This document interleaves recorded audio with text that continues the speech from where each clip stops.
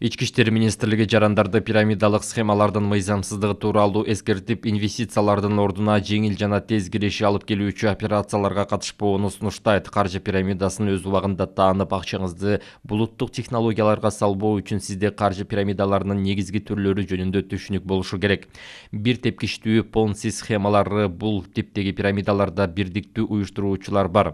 Ал жогорку киреше алуу үчүн схемага акча салууну сунуштайт. Биринчи инвесторлор кийинки катышуучулардын салымдарынан киреше алышат. Мындай схемалар ар кимдики пирамидаларга караганда туруктуу жана узакка созулат. Пирамиданын катышуучулары кайра инвестициялоону улантууну жана тең туштарын, тааныштарын тартууга үгүттөшөт. Схема Карл Понсинин атынан аталган. 1919 ал почта купондоруна инвестициялоону жана валюта курсунун айырмасынан киреше алууну сунуш кылган. Көп баскычтуу бул модель кызматтарды же буюмдарды сатууга ылайыкталып түзүлгөн жана көп баскычтуу пирамиданын ар бир мүчөсү жаңы агенттерди тартуу менен алектенет. Мында буюмдун өзү эч кандай баалуулукка ээ эмес же анын баасы өтө жогору болот. Пирамиданын катышуучусунун милдети сатып алуучуга буюмдун уникалдуу касиеттери жөнүндө айтып берүү, ошондуктан ал сатып алууну инвестиция катары эсептейт. Бирок чындыгында бул пирамидага кирүү акысынын аналогу гана. Матрица бул пирамиданын туруксуз түрү. Мүчө болуу үчүн сиз белгилүү бир сумманы салышыңыз керек. Андан кийин адам күтүү тизмесинин төмөнкү сабына катталат.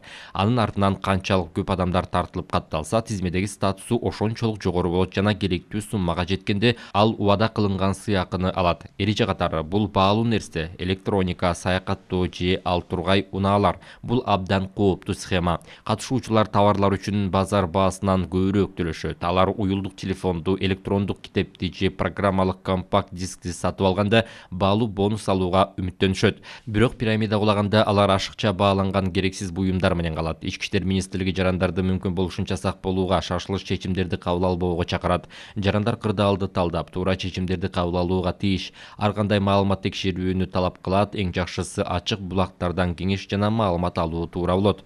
Ички иштер министрлигинин маалыматына таянсак, 2022 жылдын 2 айында эле каржылык пирамидаларды уюштуруу фактылары боюнча 111 сотко чейинки өндүрүш иши тергелип, анын ичинен 91-нин тергөөсү аяктап соттун кароосуна жиберилген. Жогорудагы фактылардын басымдуу көпчүлүгү Бишкек шаарында, калгандары Ош жана Ысык облустарында катталган. Жабыркаганардын жалпы саны 133 адамды түзгөн. Алдын ала келтирилген чыгым 61 миллион сомдон ашык болгон.